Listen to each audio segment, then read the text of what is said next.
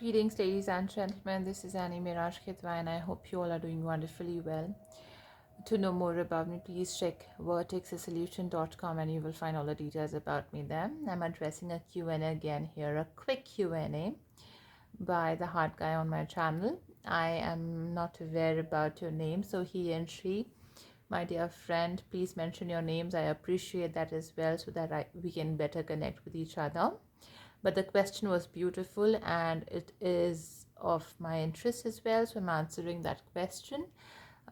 He or she had asked me about that he has taken psychology as an optional and he's preparing for UPSC examination. So which branch of psychology he should choose with along with his or her preparations, of course, and which will be better for him along if he's is going to pursue masters from IGNOU. So my dear friend, I would suggest you, first of all, because I am into mental health and I'm into clinical psychology and child psychology, and of course I'm going to introduce neuropsychiatry over my channel. So stay tuned, my dear lovely beautiful subscribers, educated subscribers who are willing to learn about psychology and mental health. So please stay tuned. Along with this video, I'm going to announce that as well. So I'm going to introduce psychiatry and neuropsychiatry and certain talks on this channel regarding mental health, which can boost mental health of individuals, which can help and develop and contribute in the society as a whole, of course, and more tips and tips and tricks and techniques for the students of psychiatry as well as clinical psychology. So addressing and coming back to your question, my dear friend, is that I would suggest you that clinical psychology, I would not demotivate any student that it is very tough and very difficult. But of course, you are preparing for UPSC examination.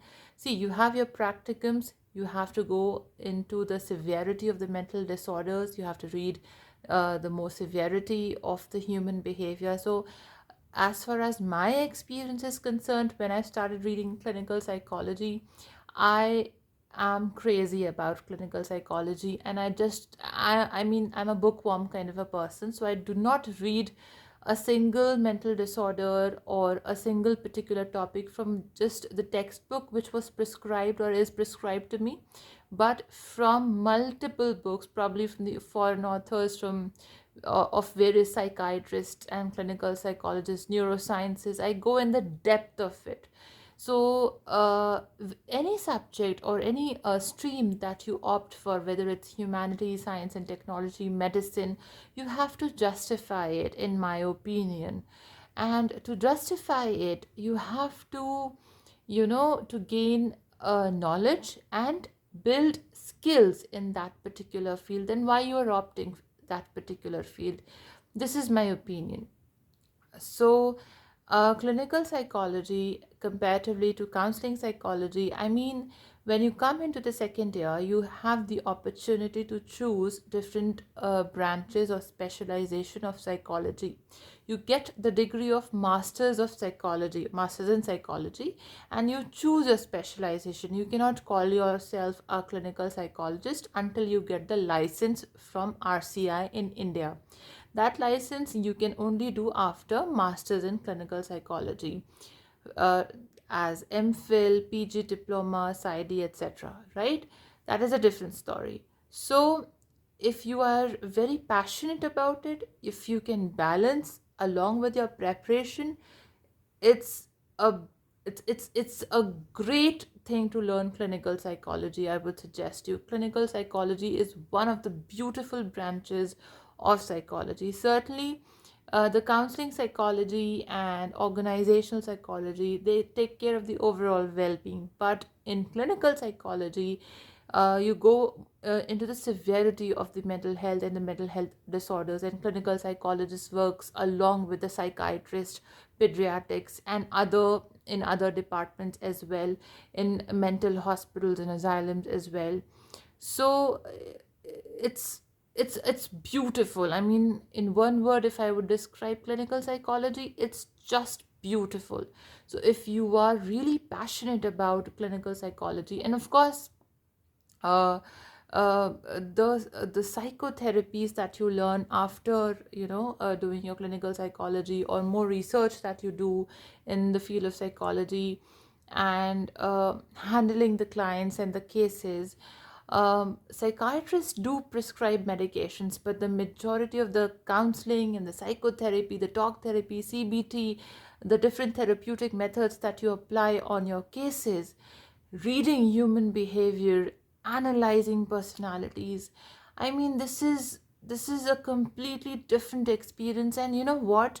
The more cases you do, the more books you read, my dear friend, you are able to read psychology of people like anything, you know, just like anything. And at times, human behavior and human psychology is such a beautiful thing, I think. Whether with the mental disorder, whether with the criminal psychology, or with any other branch of psychology, it really creates an intriguing experience for the learner. So if you're really passionate about it, if you can put your heart and soul into it, and sometimes, when you are in the when you are experiencing it at the initial stages, sometimes your brain, your mind goes like, what is it, what I've just read, what I've just experienced, what is that kind of a case I'm just experiencing right now. And the more and more you get used to it, so the more and more you get used to it, the more and more um, your experience and the kind of curiosity initially you have in you balances along with your experience of learning as well.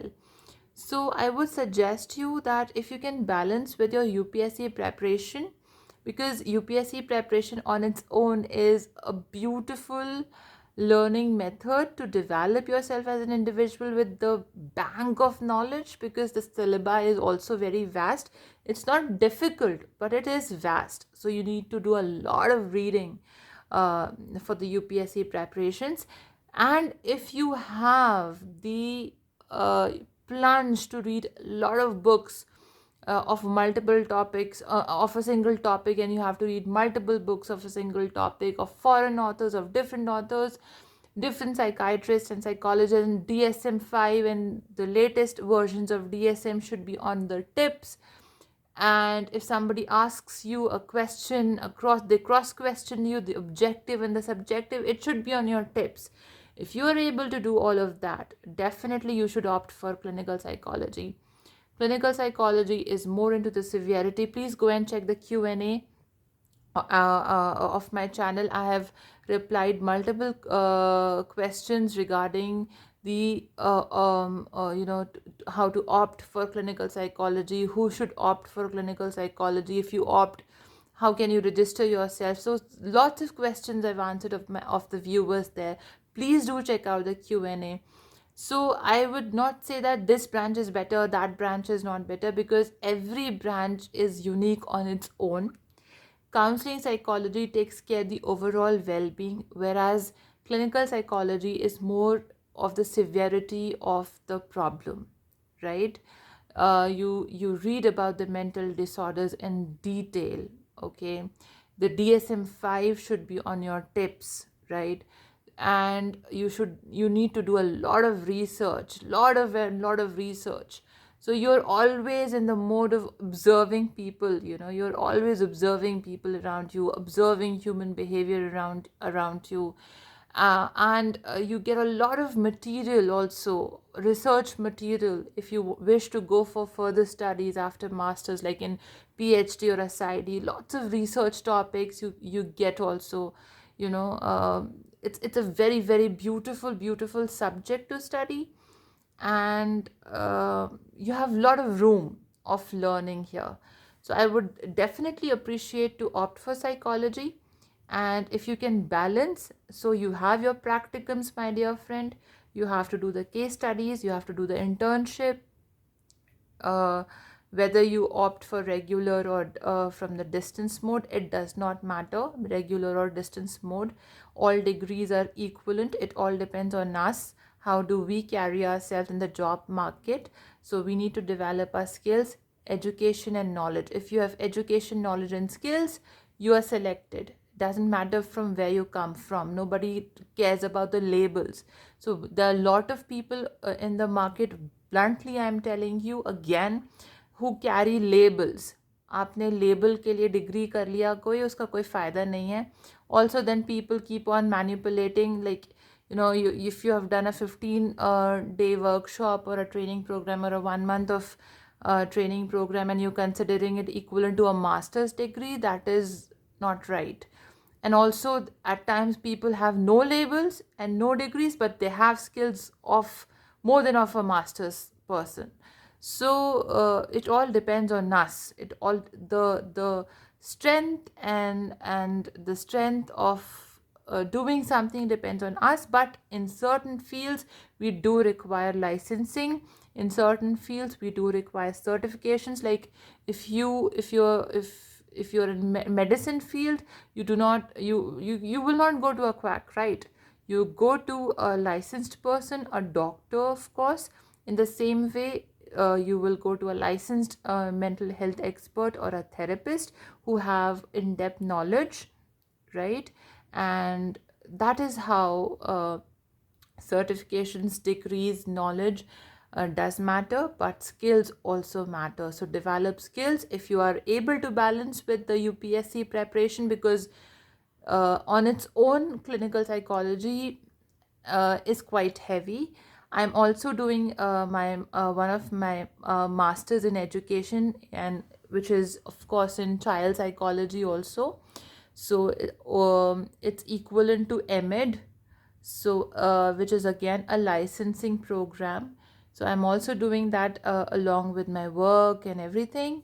So if you have the capacity to balance it, and you can give enough time to yourself towards your preparation towards your master's degree, along with you can relax also and give some time to your self personally as well, then you should go for it. And I would always suggest people to go into clinical psychology, because we do require clinical psychologists, we do require psychiatrists in the near future and far future as well. Thank you so much. I hope you like this answer and you feel motivated. So let me know where I can help you. Have a great day.